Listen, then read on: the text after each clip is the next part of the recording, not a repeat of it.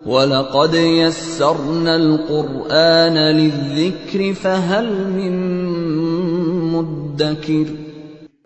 ہم نے اس قرآن کو نصیحت کے لیے آسان ذریعہ بنا دیا ہے، پھر کیا ہے کوئی نصیحت قبول کرنے والا؟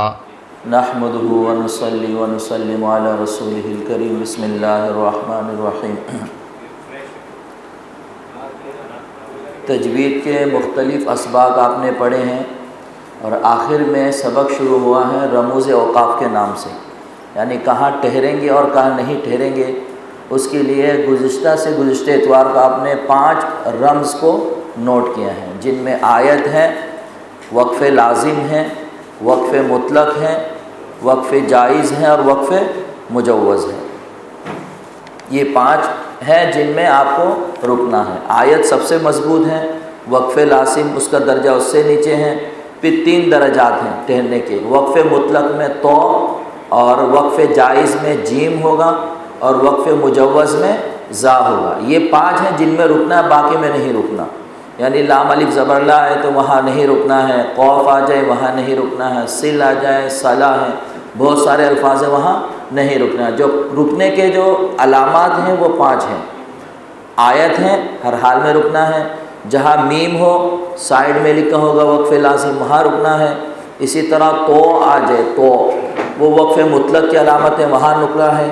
اور جہاں جیم آ جائے یہ وقف جائز ان کا مخفف ہے، شارٹ ہے، یہاں رکنا ہے۔ اور جہاں زا آ جائے وقف مجوز۔ ٹھیک ہے جی۔ آگے چلنے سے پہلے جو کتاب میں نہیں ہے ایک چیز سماعت کر لیں تاکہ آگے سمجھنے میں آسانی ہو۔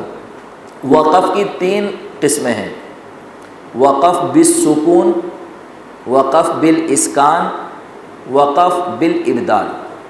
وقف بالسکون یعنی جو پہلے سے حالت سکون میں ہو۔ وقف کس کو کہتے ہیں؟ آپ نے شروع میں کیا پڑھا تھا کہ وقف کہتے ہیں کلمہ کے آخری حرف کو ساکن کرنا۔ جیسا الحمدللہ رب العالمین نہ آتا تو آپ نے اس کا الحمدللہ رب العالمین دیکھیں ساکن بنا دیا۔ تو وقف بالسکون جو پہلے ہی سے حالت سکون میں ہو، آپ کو کچھ بھی نہیں کرنا پڑے۔ ٹھیک ہے جی۔ جیسے صراط الذین انعمت علیہم، انعمت علیہم میں میم پہلے ہی سے حالت سکون میں ہو۔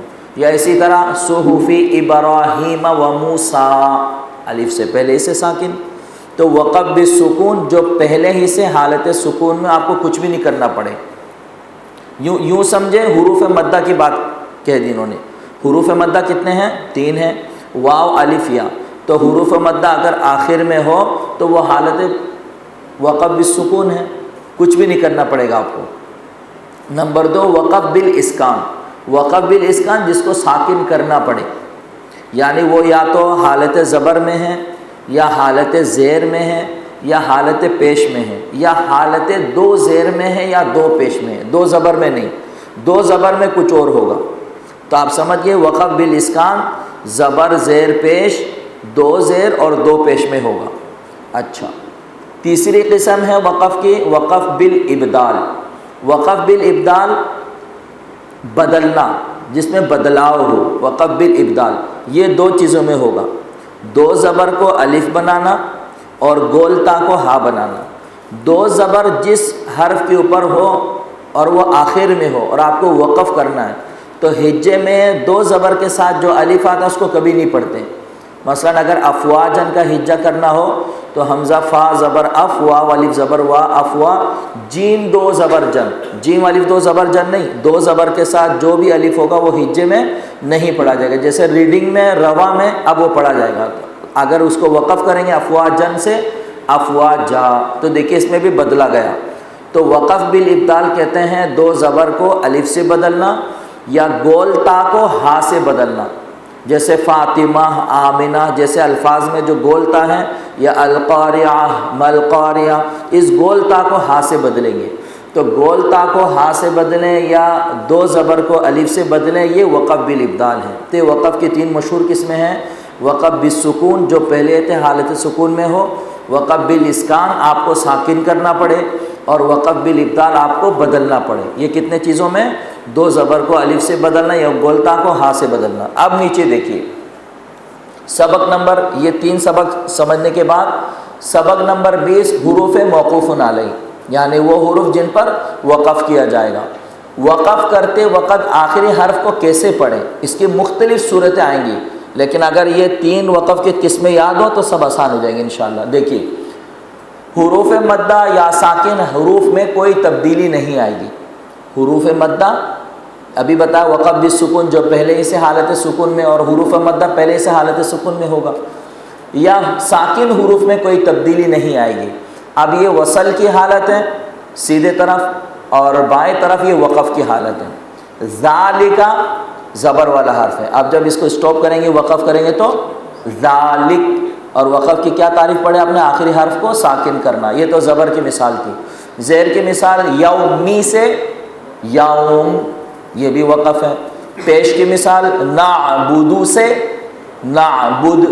اچھا 2 زبر کو چھوڑ دیا انہوں نے، کیوں؟ 2 زبر میں وقف بالابدال ہوگا اس لیے 2 زیر کو لے کر آئے۔ مختو، اچھا یہ جو تینوں میں جو آپ نے وقف کیا کون سا وقف کیا؟ نعبدو، یومی، اور ذالکا، وقف بالاسکان کیا آپ نے، وقف بالاسکان۔ وقف بالاسکان کس میں کہ ساکن کرنا پڑے، آپ نے ساکن کیا ہے، ذالکا کو، یومی کو اور نعبدو کو۔ مختومن سے مختوم، قرآن سے قرآن، یہ پانچوں کے پانچوں وقف بالاسکان ہے۔ وقف بالاسکان زبر زیر پیش 2 زیر اور 2 پیش میں ہوتا ہے، پانچوں میں وقف بالاسکان کیا۔ آگے اس کے ہٹ کر ہے رسولہ، اگر کھڑی زیر ہو رسولہ تو اس کو سٹاپ کریں گے تو رسولہ، اس کو بھی ساکن بنا دیں گے۔ اب آگے ہے وقف بالابدال، دیکھیے مسفرہ تن سے مسفرہ، یہ گولتا، یعنی وقف بالابدال، گولتا کو ہا بنانا۔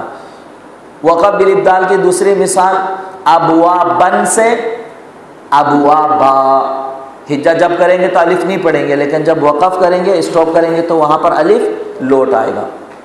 یسعا، یسعا، یہ کھڑا زبر قائم مقام کس کے ہیں؟ الف مدہ کے، کھڑی زیر قائم مقام یا مدہ کے، اور الٹا پیش قائم مقام واو مدہ کے۔ تو یسعا میں یہ سمجھے یہ عین الف زبر آ ہے، تو جب کبھی کھڑا زبر میں وقف کرنا ہو تو وہ حروف مدہ ہے، اور شروع میں آپ پڑھ چکے ہیں حروف مدہ میں کوئی تبدیلی نہیں آئے گی، لہذا یہ سعا میں کوئی تبدیلی نہیں آئے گی کیوں حروف مدہ ہے۔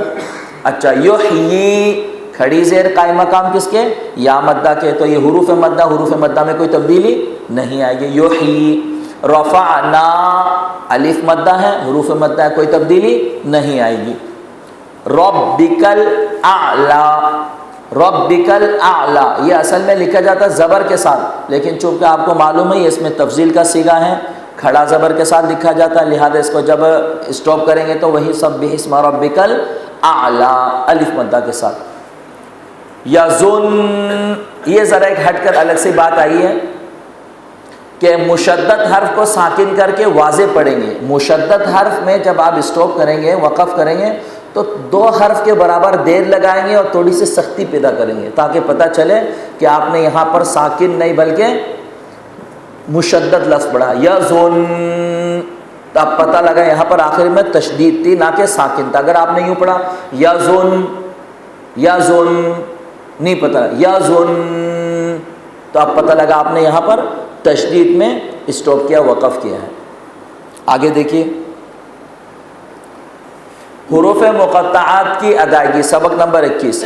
وہ حروف جو صورتوں کے شروع میں آتے ہیں الگ الگ حروف ہجا کی طرح پڑھے جاتے ہیں، حروف مقطعات کہلاتے ہیں۔ بغیر زیر زبر کے یہ حروف مقطعات ہے، تقریباً آپ سب کو معلوم بھی ہے اور پڑھنا بھی آتا ہے۔ بچوں کے ایک ایک لفظ پڑھانا پڑتا ہے، سکھانا پڑتا ہے، اس میں صرف ایک لفظ اس کو نوٹ کر لیں، یہ کاف ہا یا عین صاد، اس کو سیم مت پڑھیے گا، سب کو یہ نہیں کہ ایک جیسا پڑھ لیا آپ نے، جیسے کاف ہا یا عین صاد یوں نہیں، بلکہ کاف ہا یا عین صاد، تھوڑی سی اس میں تمیز کرنی پڑے گی، اس لیے کہ کاف میں بڑی مد ہے، ہا یا میں کھڑا زبر ہے، اور عین اور صاد میں بڑی مد ہے، تو فرق تو کرنا پڑے گا، اس لیے کہ کہاں بڑی مد اور کہاں کھڑا زبر۔ اگر آپ نے سب کو ایک ساتھ رگڑا دیا تو کاف ہا یا عین صاد تو ادا تو ہو گیا، لیکن وہ جو مقدار آپ نے سیکھا ہے بہت سارے چھوٹی مد، بڑی مد، کھڑا زبر، حروف مدہ، مد اصلی، یہ سارے چیزیں ختم ہو جائیں گی. تو جب اس کو ادا کریں گے تو اس بات کا خیال رکھیں گے کہاں بڑی مد ہے اور کہاں کھڑا زبر ہے اوپر. بس ایک نوٹ کرنے کا حرف تھا. دیکھیے بعض ضروری چیزیں، رموز اوقاف کے ساری چیزوں کو پڑھ لینے کے بعد رموز اوقاف سے ہٹ کر کچھ چیزیں بھی ہیں رمز میں، علامات میں، جس کو کہا جاتا ہے سکتہ.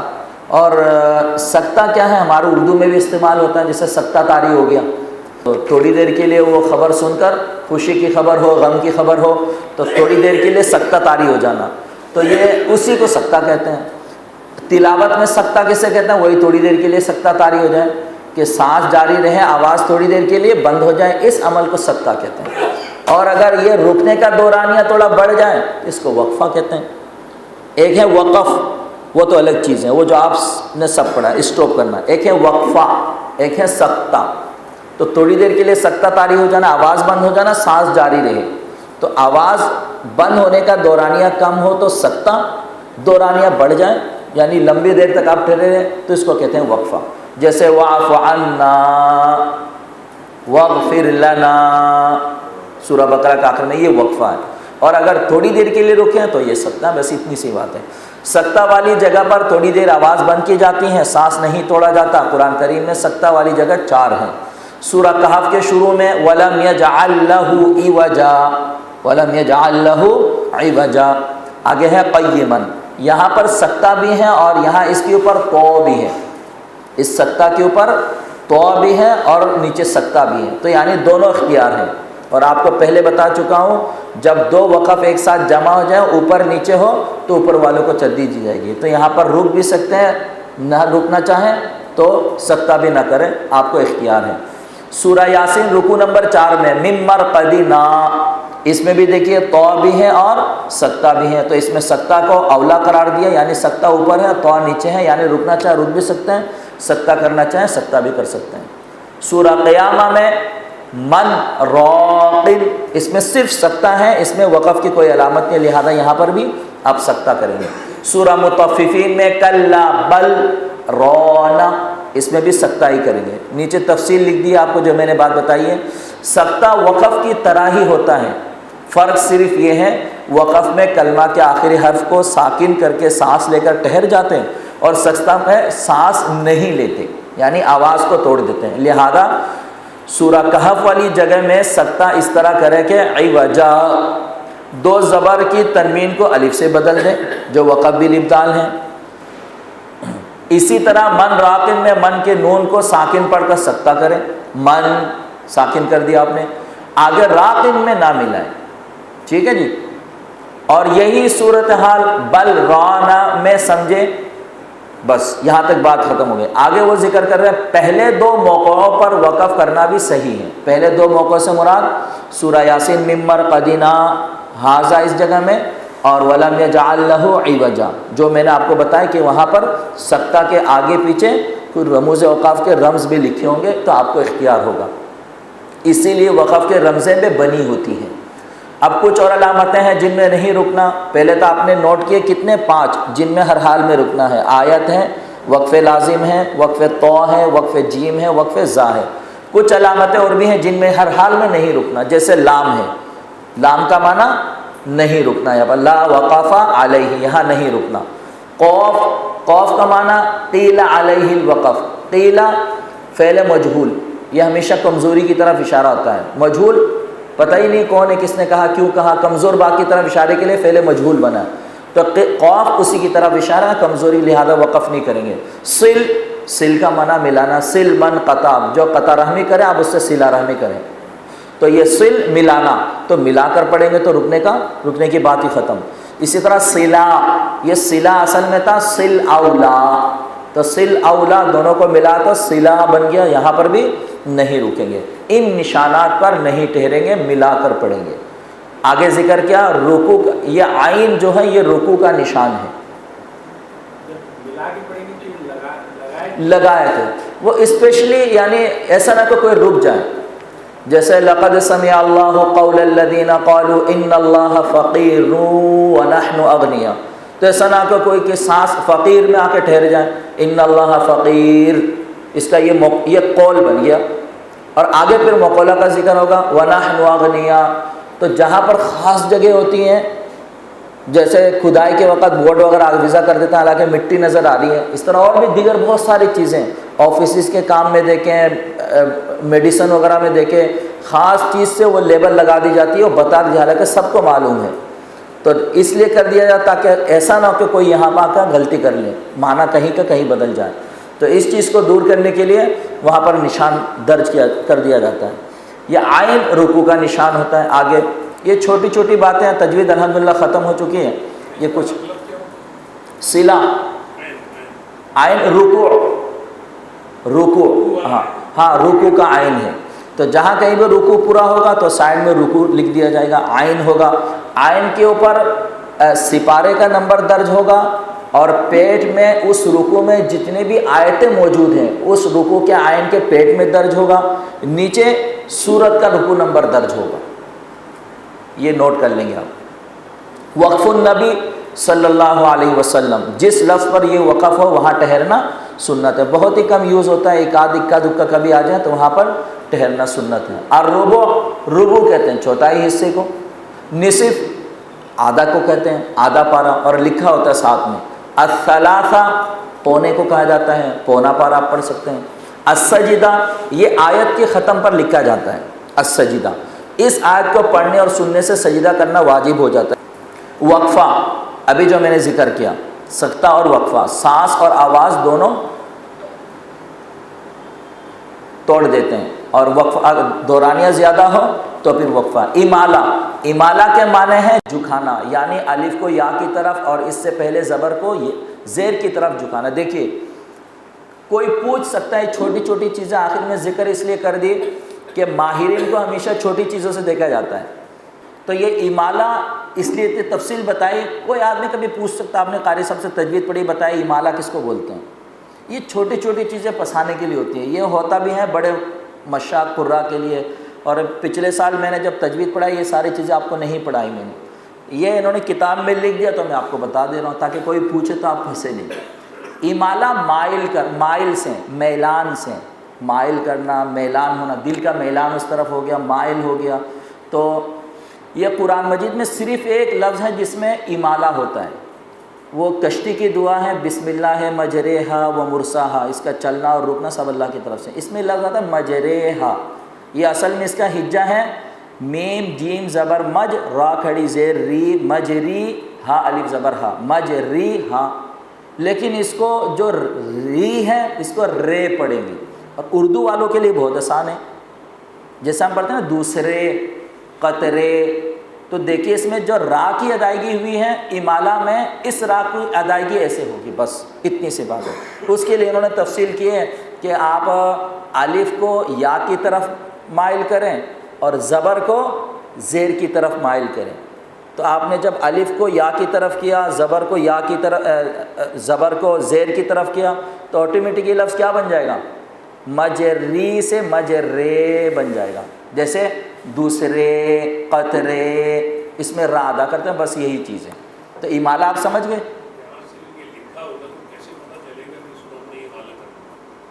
نہیں سمجھا اپنی بات، نہیں اصل میں جو ہم جس روایت کے مطابق قرآن مجید پڑھتے ہیں نا، روایت حفص، یعنی جس رول سے ہم قرآن مجید پڑھتے ہیں اس روایت میں اس کو مجریہا پڑھا جائے گا۔ نہیں ایک ہی ہے، صرف پورے قرآن میں ایک ہی لفظ ہے جس میں امالہ ہوگا، بس یہ یاد رکھنا۔ اس طرح اور بھی چیزیں آ رہی ہیں، آپ کو تھوڑی سی یاد رکھنا پڑے گا کہ اس لفظ میں یہ ہوگا، اس لفظ میں ہوگا، وہ چنیدہ چیزیں ہیں، چند ایک ہیں جن کو استثناء حاصل ہے، وہ صرف یاد رکھنا پڑے گا۔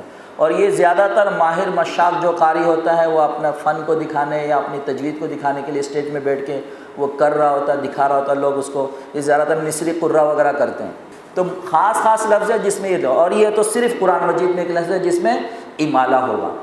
امالہ کے معنی ہے جھکانا، یعنی الف کو یا کی طرف اور اس سے پہلے زبر کو زیر کی طرف جھکانا۔ یہ قرآن مجید میں سورہ ہود میں صرف ایک جگہ ہے، مجریہا، اس کا تلفظ ہے مجریہا، جیسے قطرے ہیں، مجریہا نہیں پڑھیں گے اس کو، ٹھیک ہے جی۔ اب آگے اسی طرح حرف مشدد پر وقف ہو تو حرف کی ادائیگی میں قدر دیر ہونی چاہیے.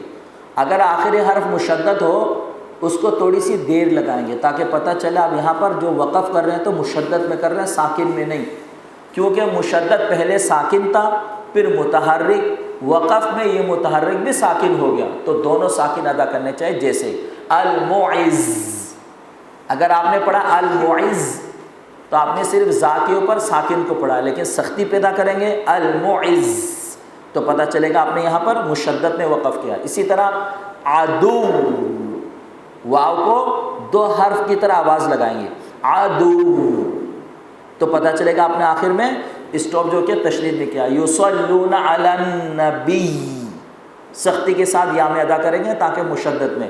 یظن، اگر آپ نے پڑھا یظن تو ساکن ہے، یظن تو آخر میں یہ مشدد میں. اور تھوڑے چھوٹی چھوٹی چیزیں پڑھا لوں. اور یہ ایک الگ چیز آیا ہے، یہ سب میں شروع میں بتا رہا ہوں بڑے قراء کے لیے. اس کو کہا جاتا ہے، دیکھیے لا تأمنا کو پڑھنے کا طریقہ، یہ بھی پورے قرآن میں ایک ہی دفعہ ہے، یہ بھی پورے قرآن میں ایک ہی دفعہ ہے. اس کو کہا جاتا ہے اشمام، اس کو کہا جاتا ہے اشمام. پہلے میرے طرف دیکھیے، یہ لفظ ہے لا تأمنا، کتنا آسان ہے پڑھنا لا تأمنا.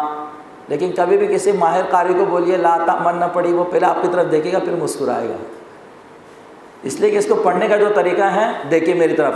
لا تأمنا، تأمنا کے جو تا الف زبر تا حمزہ زبر تا میم نون زبر من، جب ساکن کو پڑھیں گے تو ہونٹ کو گول کر لیں گے صرف ایک ہی لفظ میں، اور جب نہ پڑھیں گے تو ہونٹ کو اپنے کنڈیشن میں لے کر آئیں گے. یہ ایک طریقہ ہے جو تجوید میں سکھائی جاتی ہے. لا تأمنا، ہونٹ کو گول کرنا، اس کو جو نا وقف بالاشمام کہا جاتا ہے. یہ دیکھا جاتا ہے کتنا ماہر ہے. آپ بھی اپنے اپنے فن کے ماہر ہیں، کچھ چیزیں سمجھ سکتے ہیں کہ وہ اصول کے مطابق تو ہونا چاہیے، لیکن اس کو یوں کیا جاتا ہے. اب اس کو دیکھیں، لا تأمنا میں جو نون مشدد ہے تشدید کی وجہ سے پہلے ساکن پڑھا جائے گا. ٹھیک ہے جی، تشدید کی میں پہلے ساکن پڑھا جائے گا پھر متحرک پڑھا جائے گا. لیکن جس وقت پہلے ساکن پڑھیں تو دونوں ہونٹ کو گول کر لیں. میں نے جو بتایا ساکن جب پڑھیں گے لا تأمنا، پھر اس کو پھیلا دیں گے اپنی کنڈیشن میں لے آئیں گے. اور ساتھ ہی الف کے برابر غنہ بھی کریں گے. غنہ تو ہوگا اس لیے کہ مشدد ہے، کیونکہ اور ہر نون مشدد میں غنہ ضروری ہے. جب نون کو متحرک پڑھیں گے تو ہونٹوں میں گولائی بالکل نہ رہیں گے. جب ساکن سے ہٹ کر الف کی طرف آئیں گے تو گولائی بالکل نہیں رہے گا. بس اس کو آپ کتاب میں ہے، میں نے آپ کو پڑھا دیا، لیکن آپ اپنے انداز میں پڑھیں تو کوئی گناہ نہیں ہے. لا تأمنا یوں بھی پڑھیں تو کوئی گناہ نہیں ہے. لیکن آپ نے تجوید پوری پڑھی الحمدللہ، بالاستیعاب پڑھی ہے، یہ چیز ہے تجوید میں، تو آپ نے ایک دفعہ سن لیا، اجنبیت محسوس نہیں ہوگی. کبھی کسی نے پوچھ لیا تو آنکھیں بڑی نہیں کرنی پڑے گی، پتہ نہیں قاری صاحب نے بتایا نہیں. یہ وقف بالاشمام ہے. اس طرح تک یہ ایک ہی لفظ ہے پورے قرآن میں. لفظ اعجمی کے دوسرے حمزہ کو نرمی سے پڑھے، اس کو تسہیل کہتے ہیں. یہ بھی پورے قرآن میں ایک لفظ ہے جس میں 2 حمزہ، جیسے عجمی ہے نا ہم عجمی اپنے نام کے ساتھ یاد رکھیں. تو اعجمی جب پڑھیں گے تو دوسرے حمزہ کو ذرا نرم پڑھیں گے. اس نرم پڑھنے کو تسہیل کہا جاتا ہے. جیسے سہولت ہم کہتے ہیں نا، سہولت کا سہولت، تسہیل اسی سے آسانی سے. تو دوسرے لفظ میں تھوڑی سی نرمی پیدا کریں گے، اس نرمی پیدا کرنے کو تسہیل کہا جاتا ہے. کبھی کوئی پوچھ سکتا ہے آپ نے تجوید پڑھی ہے، بتائیے تسہیل کسے کہتے ہیں؟ آسانی پیدا کرنا، نرمی سے ادا کرنا، اور یہ لفظ اعجمی میں ہوتا ہے. اچھا، کچھ الفاظ اور بھی ہیں، بسطت، احط، ما فرت، ما فرتم. یہاں سے آگے انشاءاللہ اگلی اتوار کو پڑھائیں گے. یہ چھوٹی چھوٹی چیزیں جو ہے نا پھر ایسا نہ ہو کہ، تو آپ نے ایک امالہ نوٹ کیا ہے، ایک اشمام نوٹ کیا ہے، اور یہ اشمام وہ لا تأمنا وقف بالاشمام ہوتا ہے. تو اور ایک امالہ یاد کیا ہے.